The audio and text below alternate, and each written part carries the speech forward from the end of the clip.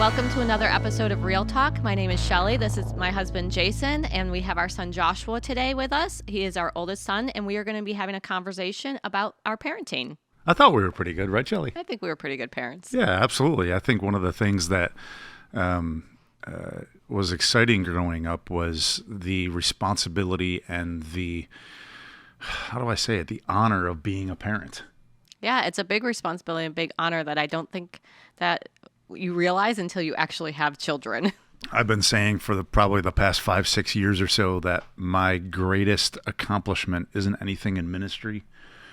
It's not anything that I've been able to accomplish in life other than me raising 3 kids, now adults, that are serving Jesus. Yeah, absolutely. I think that's the greatest accomplishment. Absolutely. For sure. So, Joshua, you were raised as a pastor's kid. You were raised in a Christian home, so you kind of had a double whammy a little bit. Yes. So talk about that a little bit. What was that like for you growing up as a pastor's kid, but more, what was it like growing up as a Christian in a Christian home? Because of where we lived, because we lived in the Bible Belt, it wasn't as weird to be a Christian as if we lived somewhere else, like a bigger city like Atlanta or something along that line. So a lot of my friends were Christians, and I knew a lot of people from church. It was easy to find friends when we would go to like other youth groups, like at Church of God. So that was nice, and there were a lot of people in our youth group that were willing to be my friend, but there was always that tinge of your dad's the guy on stage, your dad's the pastor, and the expectation of being perfect and not making any mistakes. You're not allowed to accidentally swear. You're not allowed to do this or that. Yeah. Oh my God, I can't believe the pastor's kid just said that. You know, and that made it a little bit more difficult in some places, like at school, especially with the group of people that I hung out with. But I don't think it was a bad thing. It was just a different way of growing up. Does that make sense? Yeah. Was that something that you felt, I think I can probably answer this, but for the sake of our audience, do you feel like we put that pressure on you as a pastor? I don't think so. Excuse me. I don't think you put that on me. I think it was more my own self-defeating mentality in that. Yeah. Because when I look back at the time, I may have blamed you, but honestly, it was only me that was putting that on me. Okay. But it didn't make it easy. No, absolutely not. I've always had a heart for pastors' kids and the things that they've gone through. And I've been able to have some really cool conversations with pastors over the years, For sure. being able to encourage them and what to do and maybe some things what not to do. So that's why I just think that the greatest thing that we've been able to do is continue to tell our kids that Jesus is their own and they can serve him themselves. Yeah, I think raising kids, also, I always wanted to have the perspective of I wasn't raising pastors' kids because I didn't want you guys to ever have that stigma that gets put, because we watch the stigma get put on other pastors' kids. So I wanted to raise Christians, like 3 Christians, not 3 pastors' kids, because if I raised 3 pastors' kids, who knows how you would have turned out. Instead, I tried to raise Christians and not that. So do you think that from your perspective, we did a good job doing that as parents? Yeah, I think so. I also think it helped as it helped me bond with some other people too, like Letco. One of my roommates when I was at Aviano, me and him bonded together because we were both pastors' kids, and we could talk about certain things like being left at church or, stuff like that. Shelly left from that church, not me. Yeah. Or, just being at the church most of the time when you're a kid. Your dad's working, you're in the sanctuary, running around, you're jumping off the stage, doing whatever, and knowing the church like the back of your hand. It was interesting to talk to other pastors' kids about that. Well, the cool part is some parents can't bring their kids to work, so you got to come to work with your parents. So that's kind of a plus. That's cool. So Joshua was in the Air Force for 4 years, and Aviano is in Italy, where he was for 2 years. And always appreciate those that give up their time and efforts to serve our country. So thank you, Joshua, of course. You already know that. But I think one of the greatest things that I saw with you, Joshua, and of course, Michaela and Elijah, all three of you. But since you're here, I can address you. One of the greatest things that I saw was the individual pursuit of God that you guys had,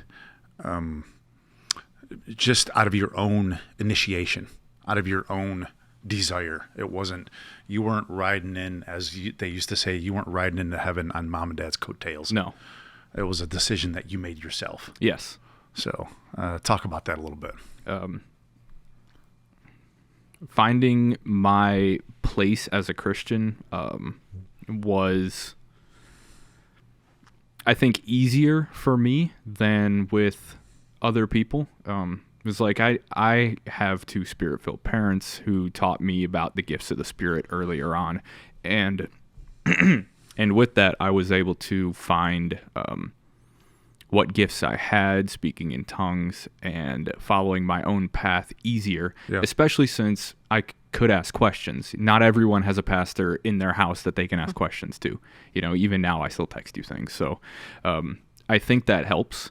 But I don't think my path as a Christian was... I don't think my path as a Christian was hindered, as some people might think, by being a pastor's kid. With the pressure on me, I think it was more helped, especially since being a pastor's kid, I was more likely to have good friends. Okay. That would help boost me up. You know what I mean? Especially people like Christian and Zach and stuff, people that I could actually talk to. Yeah. I think that helped a lot with my own personal growth, especially toward the end of high school. You had a pretty good youth pastor too, right? Me. Middle school was rough. Yeah. Especially when I was going to Church of God and not New Covenant. But I mean, not to say that they were bad. That was great, especially the first conference that I went to with them. That was really the experience for the beginning of my Christian life. You know, because you grow up as a Christian, you hear the stories, but actually acting in it. Yeah. I think that's a good thing. That's a really cool thing that as parents, we need to release our kids to find their own relationship with God. And whether that happens at church, whether that happens at a youth conference, or whether that happens in your own home. Speaking about home. Using you as an example. Yeah. That's how people learn, is using their parents as an example. And Absolutely. I saw you using it in your everyday life. And from there, especially when I was in the Air Force, I was able to use that in my everyday life. I saw how you prayed while you worked, and I definitely did that while I was doing inspections or whatever. I would have worship music playing from my pocket or stuff like that. Yeah. Yeah, absolutely. We have to be an example. So speaking about home, what things do you feel like were we too strict about? What were some How long things? do we have?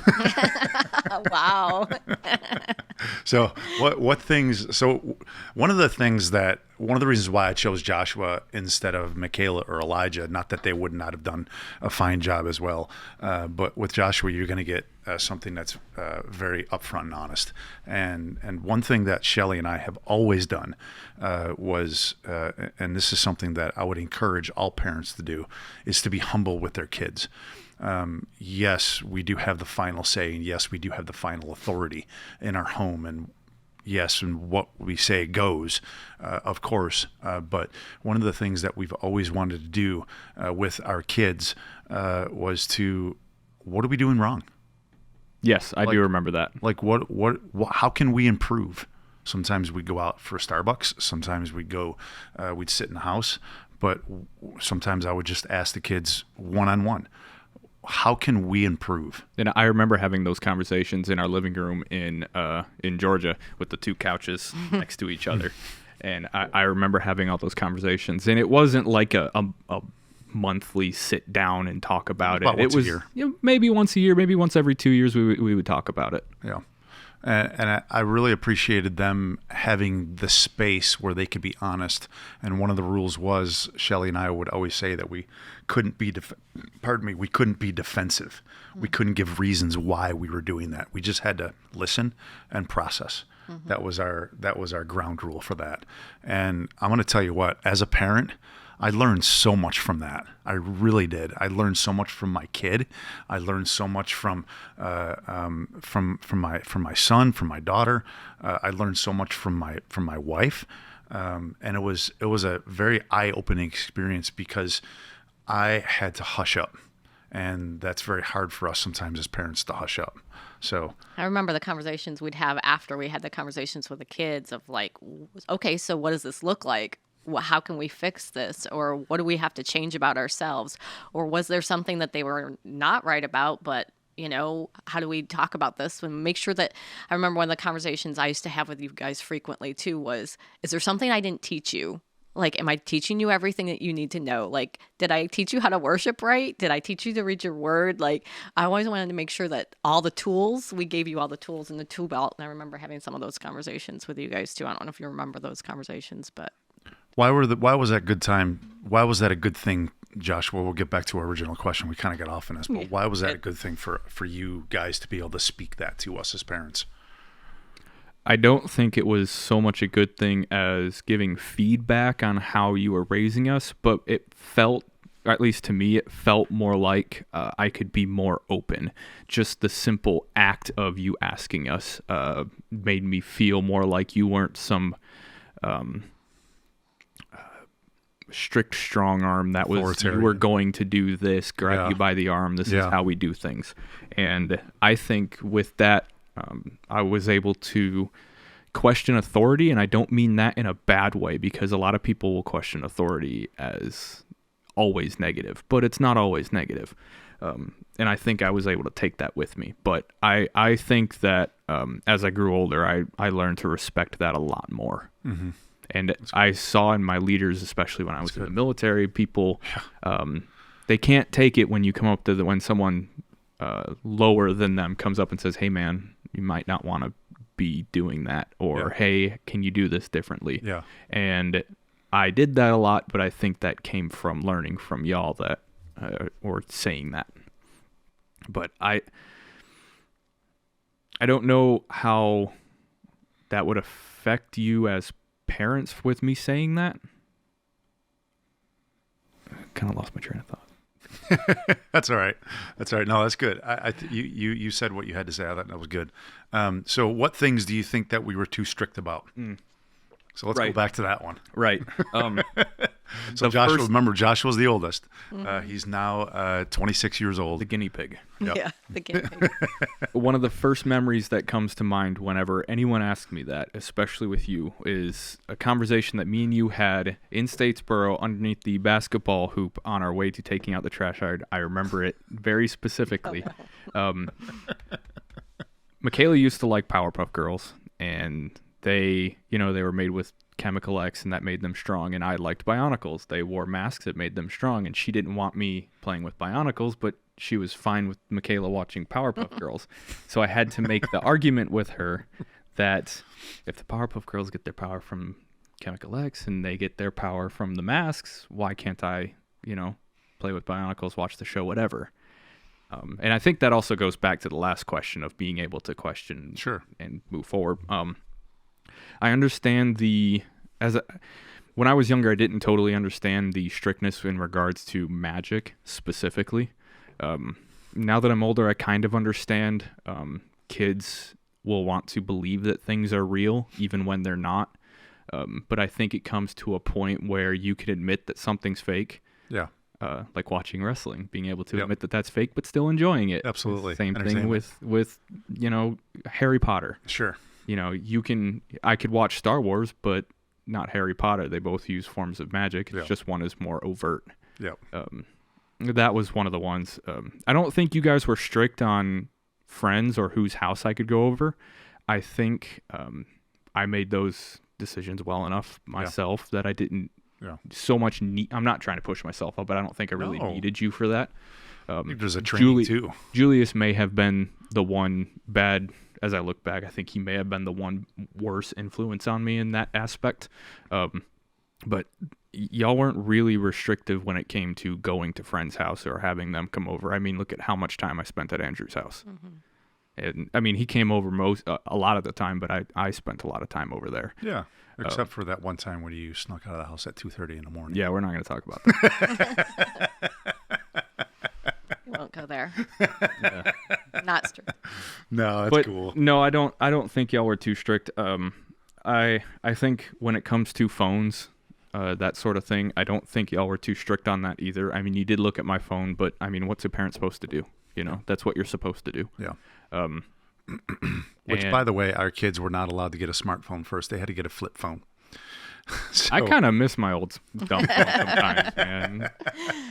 those I were miss so the cool. buttons. I know the buttons. You could hear it click, click, Yes, click, you click, could click, feel click. it. How many of y'all remember that, right? I remember when Shelly and I got our Motorola Razors, not the Razors that are out That was now. my first cell phone. The old Razors. Those were awesome, man. But the little click, flip up keyboard, those were cool. Those were cool. What was your first phone? It was an LG, wasn't it? Yeah, it was an LG. It didn't flip open; it slid open. Oh yeah, that's right. Slid open. That's right. That's cool. My very first smartphone was a Windows phone. Yeah, I remember That was too. funny. What do you want to ask? You want to ask anything? So we were talking about the strict, like things that we were too strict about, and I think that's good. That I feel like maybe what you were saying is there was kind of a balance to it. There might have been some things that were like, okay, wow, that's just ridiculous. And then at the time, I'm not trying to put words in your mouth, but at the time as a kid, you might have thought, I guess I'm asking. At the time as a kid, did you feel like this is too strict? But now as an adult, do you look back on it differently or the same for something? Can you think of I something? think it was only the timing that was off. I think it's okay to be strict with kids with certain things. Like, well, I'll just keep using magic as an example, just because it's easy. A young kid is going to think that that's real, and they're going to go around casting spells and curses, and they're not going to know the difference between bad and good on that. And that might change as they get older into an actual belief in those sorts of things. For sure. But I think the timing is important because being strict in that aspect when you're at an age where you understand that it's just fiction and that, I'm not actually going to cast a spell on someone. I just think it was only the timing that was off on that. Yeah. Yeah, I agree with you because I remember when Michaela was 2 years old and watching Little Mermaid and running around trying to cast spells on everybody. I was like, nope, Yeah, Little Mermaid goes away. But now, it's, I remember middle school, her watching Little Mermaid, and it was one of her favorite movies. It's because you could put it back The in. Mummy was one of her favorite movies Yes. in middle school too. Like, what is So was it more challenging for you to be raised in a Christian home as opposed to watching some of your friends that weren't raised in a Christian home? Not really, honestly. Cool. Not really, because I see those friends and their parents don't exactly have the most loving relationships all the time. Because God is more important than just, raising your kids right. It's God, and obviously you two put each other before us even. Always. I remember you saying that, and that is so important. I knew a lot of friends whose parents got divorced because of whatever reason, and then the kid was torn between them, but that didn't happen in our house because of God. What was the question again? Just was it more challenging for you to be raised in a Christian home? No, and also In a strict Christian home. I had outlets too. Some strict Christian homes don't have outlets. I remember talking to Letco. He couldn't go over to people's houses. He couldn't stay the night at other people's houses. They had to come to him. Wow. But I could. And, you may not know everything about what me and Andrew did. Sometimes we'd watch horror movies or whatever, or we'd play scary games. But that was an outlet. Sure. And I think that helped me understand, like, imagine being surrounded by this all the time. Yeah. Imagine having Jared next to you all the time. Yeah. That was Andrew's brother. I don't think it's healthy. So do you feel like we instilled a certain level of trust in you at different ages of your life? Do you feel like as you got older, we entrusted more things to you? Or do you feel like it was always just strict or... No, less... you trusted me with things. I like, for example, when when we would go out and we would go walk around the neighborhoods, me and Ian and Andrew and all those people, and you never really stopped us from doing that. You never said, oh, it's dark out, you can't go. And even when me and Ian would go and walk to the corner, a lot of more strict parents might say, no, you're not going to do that. You're not allowed to go walk out there. But you would give me and Ian money to go and walk and buy soda and walk back. Yeah. And you gave us more freedom in that. So I don't think it's so much of when you trusted us, it's that you did. Mm-hmm. We also raised you in a pretty safe community, so that probably played into it as well. Yeah, that definitely played into it. I was about to say the same thing, Shelley. I think where we raised our kids in Georgia might be a little bit different than where I could have been raised, or maybe even here in Dinuba, because I know I've had some parents tell me, geez, I keep a watchful eye on my kid, and probably rightfully so. Yeah. But at the same time, there does need to be that trust. And I think releasing your kids and helping them walk and fly on their own, I think takes some discernment and it takes understanding. But this is the other thing too, is that we always knew for the most part what our kids were dealing with and what they were going through, because we weren't lazy parents. No. We were always actively parenting. I would always get compliments. Wow, your kids are so good or so well behaved. And I would say, because it's a lot of work, but it's constant work. Mm-hmm. It's constant. It's 24/7, 365. You never go on vacation from being a parent. You go on vacation from your job. You could even be away from your wife for a little bit, but there's something about the kids that it's always there. And I think, at least for me, is that as we were always actively doing stuff, when they were allowed to date, if you will, but even as a youth pastor, I was always giving reasons why dating is not the way to go anyways. It's not really biblical. And so my kids always kind of understood that, and it kept them from that, and maybe kept them too much, but having cell phones, chores around the house, even just hanging out with them, going into your room and just saying, hey, Joshua, what are you doing? Oh, you're playing with Legos. Let's play together. Just actively doing that. I'm going to Walmart. Why don't you come with me? Yeah, I remember that. Always going with you places, and you were always supporting us no matter what we did. Whatever team I wanted to be on, y'all were always there. Mm-hmm. Taking me to wrestling matches or Raider matches or whatever. You're always there supporting me. Yeah, even when you wanted to quit baseball, and that was really difficult for Dad. Yeah, it was for me, because the dude's got a phenomenal left arm.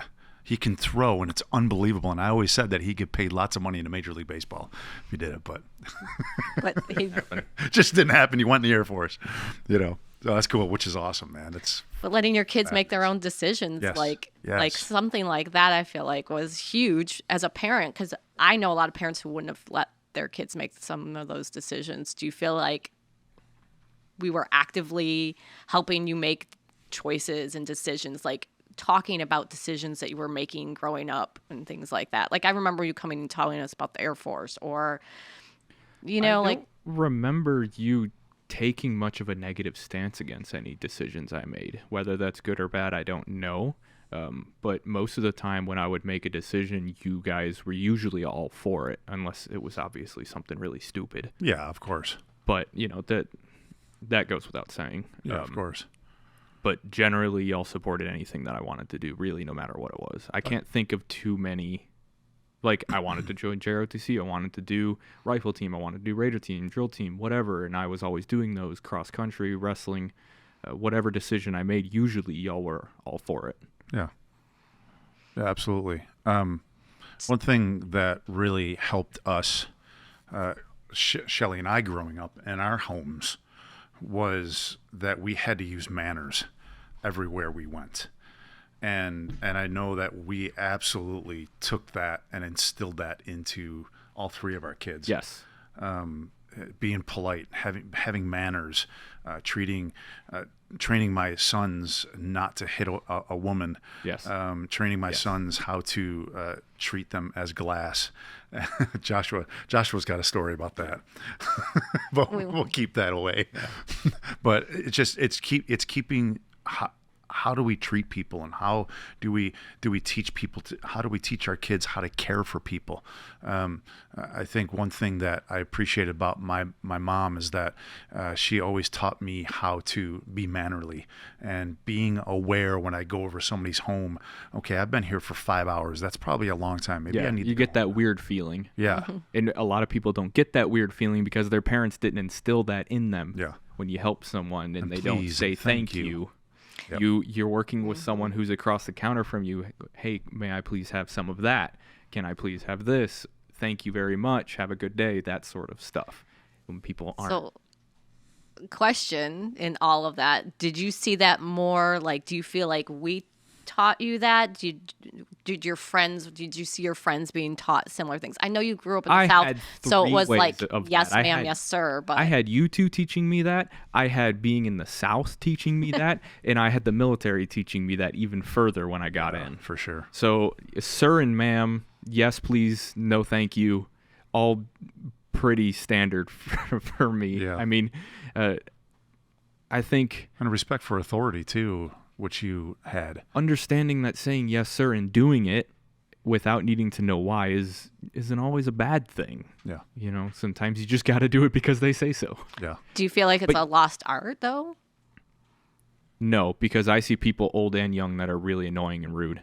When someone's rude to me, even if it's a small thing, it annoys me because I know how good that can be for people to be polite to you. Yeah. Like if someone pushes past you in the grocery store, doesn't say excuse me, or you help someone with something and they said, okay, gotta go. They don't actually say thank you. Yeah. That always annoys me. Yeah. And I think that was instilled by you guys because it was very much, what do you say? Yeah.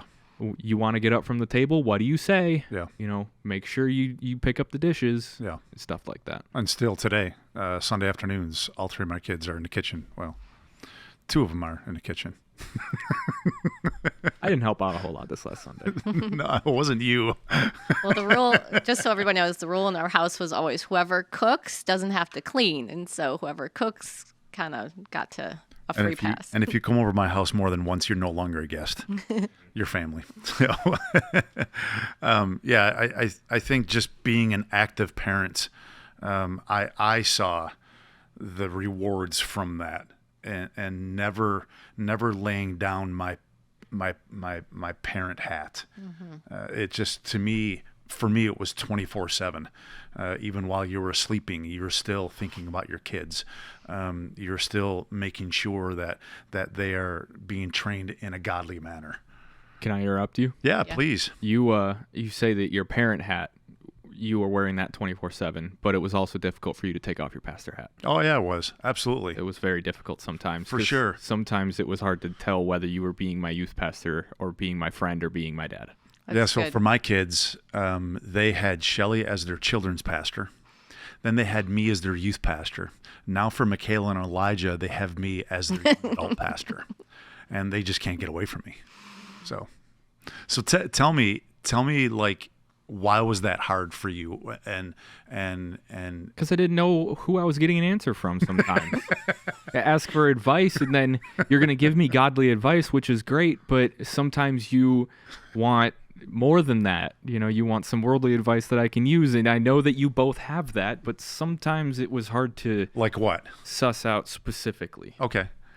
Like, what did you wish that we taught you more? Like maybe me specifically. I remember we had this conversation one time after I got in my motorcycle accident. I'd be more specific. I'm not So understanding the question. I remember when I was going through my motorcycle accident, I was going through rehab. There were some things I couldn't do on my car, so I had you do them. And you said, I wish you would have taught me this earlier, like how to change a tire, how to change oil, how to do some of the things that a man should know how to do, or at Yeah, least I mean, some of that. how to do checkbook. Yeah, that specifically. Luckily, I don't know, just the way that I am, I'm decent with money, but Oh yeah, he is. you didn't really teach me a lot about that. Obviously, you know, the dishes, when you worked for DirecTV, you had me making satellite dishes for you, and that taught me the value of money, and I think that was a good thing. It was better than an allowance because you don't work for an allowance, but I had a little job that I was working for. Yeah. So in a way you taught me that, but I also didn't learn how to do my taxes from you. Yeah. I kind of learned how to change a tire from you, but really I learned how to change a tire from Murtaugh in Aviano when he came to help me, stuff like that. Yeah. But when it comes to specifically to you changing hats, sometimes it felt like you would come back from youth group and you would still be in the zone. And that's not a bad thing. That's just how you are. You get your tunnel vision. You get Absolutely. your zone. And I would ask you some questions where I wanted my dad's advice, and then I would get my youth pastor's advice. It's difficult to come up with specifics. Yeah. Just because my memory is not fantastic. That's all right. No, I get it. Sometimes it's great, and I can remember exactly where we were talking. And then sometimes I can't remember Under the anything. basketball net. Yeah. Yeah. Um, I remember you specifically asking us sometimes, like, which hat do you have on right now? Or could you please put this hat on instead? Yeah. Like, I remember you specifically coming to us and being like, I don't know which, are you dad? Are you pastor? Are you mom? What are you? That's he right. has a friend hat too. That's the thing. Yeah. They were both willing to be my friend, not just my parent. Yeah, and I'm going to qualify with that is that, yes, I was their friend, but I was always their father first. Yes. Always. And I think that if you take it without going on a huge bunny trail, but if you do your job well as a parent when they're younger and you discipline well, then as you guys got older, we were able to be more of a guide and friend and companion than a disciplinarian because we did that job already. And if you did that job well, then you get to have that hat. And that began way before you even remember. We were disciplining you at 1-2 years old. How many times did we see parents not discipline their kids and they're running all over the restaurant booth in the restaurant? Caleb. It's just, I think it's one of those things where we begin to understand that discipline begins when they're knee high to a grasshopper. They're small, they're little, they're trying to take advantage and they're testing us. And for new parents out there, man, I would just encourage you, discipline begins now. Discipline even begins in the cradle. Like when I was, you were trying to get me to go to bed and I had to take my foot out from under the covers and put it on the ground. That didn't work out very well for me. Yeah, I probably was a little too strict in those moments.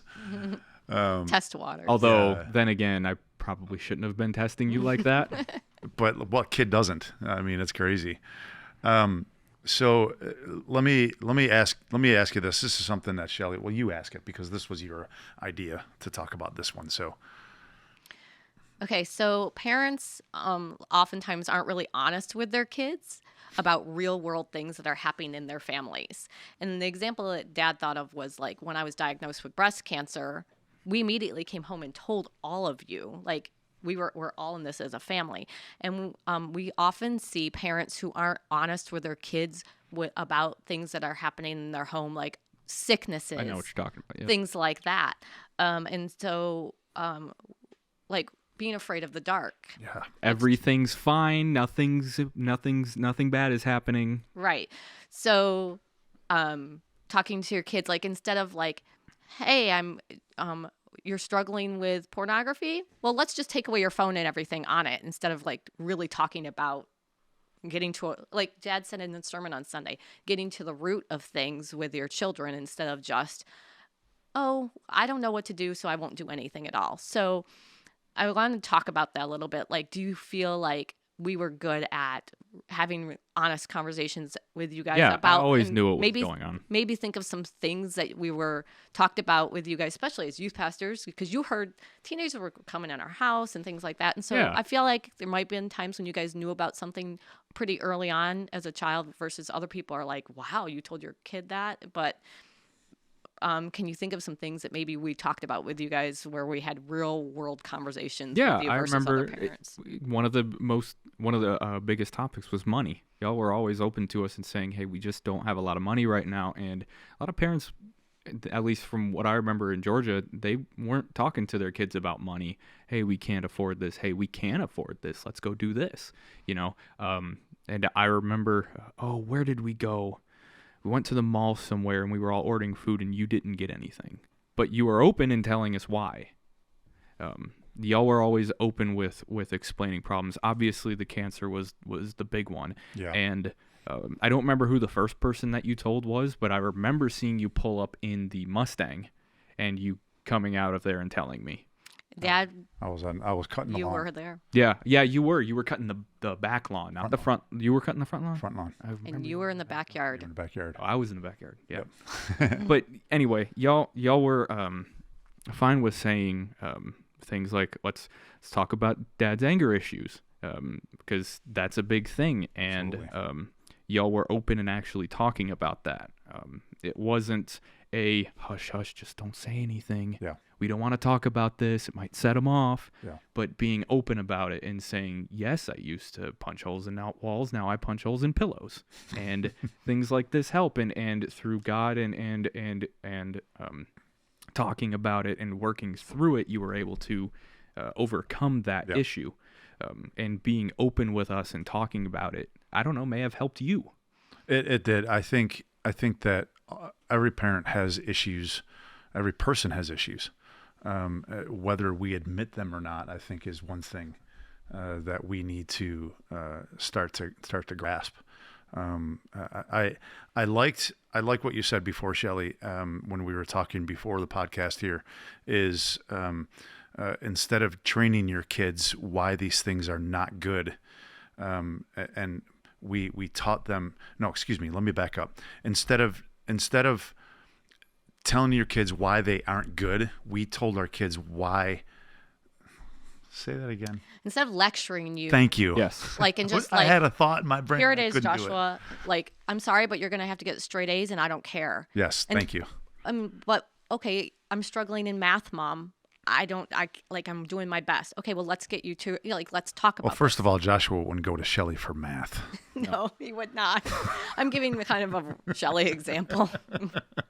I don't math well. But you know what I'm saying? Like, instead of just always lecturing, I mean, there were times when, yes, we were just like, sorry, you got to buckle up and do this. But I feel like instead of lecturing you, actually training or talking about situations and your, like, things that you guys were dealing with as children, teenagers, or whatever. If you were dealing with something, we wanted you to trust us enough to come talk to us about it and not just lecturing. Yeah. Because I feel like a lot of parents lecture. Instead What do you of think about that? being able to trust you with being able to trust you with bringing a problem to you. I was able to trust you and bring a problem to you instead of being afraid of sit down. This is what you're going to do. You're going to do this now. Lecturing people. I don't have too many examples of that because y'all didn't really do that, at least not often anyway. Can you think of a conversation maybe that we had of a problem that you came to us about, maybe? Like where we were, hey, Mom and Dad, I'm blah, blah, blah, blah, blah. Can we talk about this? I let him put on the spot. I can't. That's okay. Yeah, it's okay. I think that there's room as parents. One thing I learned as a youth pastor is I saw a lot of parents disrespect their teenagers and disrespect their 10, 11, 12-year-olds by not letting them talk and not letting them explain themselves and not letting them communicate. It was always this is what I said and do as I say, and that's going to be final. Very binary. Yeah, very binary. Absolutely word, great Joshua. word. And I know there needs to be communication. Yes. Proper communication, where the kid is saying, "This is what I'm going through. This is what I'm dealing. This is what I see." It may be wrong, it may be right, but neither here nor there, wrong or right. It's still able to bring communication. And I think it brings communication and helps us as parents so that we understand our kids and we're in agreement with stuff. That was one thing that Shelley and I always made sure that we were always in agreement. We never, man, I don't remember too many times us being in disagreement. And if we were, we'd be like, okay, we got to get on the same page here. And if we guys did, we very did it rarely later. You guys very rarely did the go ask your mom, go ask your dad, or you go behind their backs and you ask both of them, Yeah. and they would always give the same answers. Yeah. What did your mom say? What did your dad say? I'll go with that one. Yeah, I think that's important too. So those of you that are parents that absolutely have the blessing of having your spouse there, man, you've got to be in agreement. If you're not, you need to learn how to get in agreement. If you're a single parent, man, first of all, you just need to pray for grace. I can't imagine raising Joshua, Michaela, and Elijah by myself, or I can't imagine you doing that. So It's a lot of work. those of you that are single parents, you can use a lot of these things. It's just you might have to step into dual roles sometimes. There's a wonderful person at our church that I encourage as a single parent, and it's hard to do that. I couldn't imagine, but man, I tell you, with God's grace, you can do it because I've seen it. And this person is absolutely successful in parenting. It's hard because, you might have teenagers or you might have little kids. But I want to kind of touch on that with the whole single parent thing. I think that's one thing that I see is you got to really press into God. So anyways, we're out of time. Anything that you've thought of that maybe you want to throw in Speaking there? of in agreement, it was very rare for y'all to be different on certain topics. Dad tended to be more free with more dangerous or worldly stuff, like going exploring, or hey, we went to what was the name of the elementary school? Maddie Lively? Yeah, we went to Maddie Lively while they were building it. Mom would not have been okay with that, but No. I think you may have wanted to be there with us. No, we went inside the building as it was being built, and we took a brick from the old Maddie Lively. Oh, we did more than that. Did we? Okay. Well, not you guys. No, it's cool. But this has been good. I think it's going to be good next week. Shelly and I are going to present more of a time, just kind of teaching, maybe talking more about these things, plus some other things as well.